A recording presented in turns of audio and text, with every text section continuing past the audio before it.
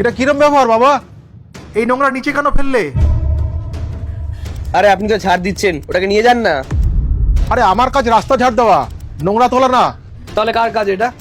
এই নোংরা নেওয়ার গাড়ি সকালে আসে তো, ওইটাতে ফেলে দেবে না? আরে কাকা, সকালে গাড়ি এসেছিল, আমি ফেলতে ভুলে গেছিলাম, তুমি নিয়ে যাও। আরে বাবা কোনো ব্যাপার না, ডাস্টবিন সামনে আছে, নিজে গিয়ে ফেলে আসো। কেন, তুমি ফেলে দিলে কি তোমার জাত চলে যাবে নাকি? আরে বাবা অশিক্ষিতের মতো কথা বলছো কেন? তুমি তো পড়াশোনা জানার মানুষ নাকি? তুমি যদি মূর্খের মতো কথা বলো তাহলে পড়াশোনা করে কি লাভ হলো বলো? অশিক্ষিত কাকে বললেন আপনি? আপনি ওখানে দাঁড়ান, আমি এখনই আসছি। অশিক্ষিত কাকে বলেন আপনি বলুন? আরে দাদা দাঁড়াও, কি করছো তুমি? উনি একজন বয়স্ক মানুষ। কোনো ব্যাপার না মা, আমি নিয়ে যাচ্ছি। বাড়ির নোংরা ফেলাটা আমার কাজ না। বেশি জ্ঞান দেবে না, যান। বেঁচে গেলে দাদা তুমি আজকে। বেঁচে গেছি?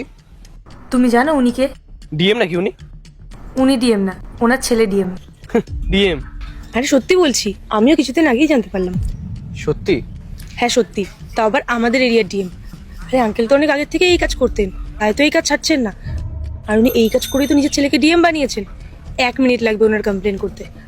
আর উনি যদি কমপ্লেন করে দিতেন না, তাহলে তো তুমি পুরো শেষ। তুমি তো জানো ডিএম এর পাওয়ার কতটা, আর তুমি ডিএম এর বাবাকেই কথা শোনাচ্ছ। মাথায় কিছু বুদ্ধি থাকা দরকার তোমার।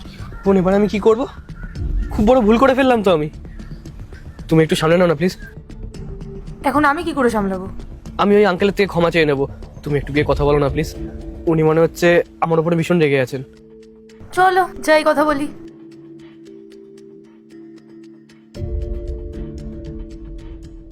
আঙ্কেল, ও কিছু বলবে আপনাকে।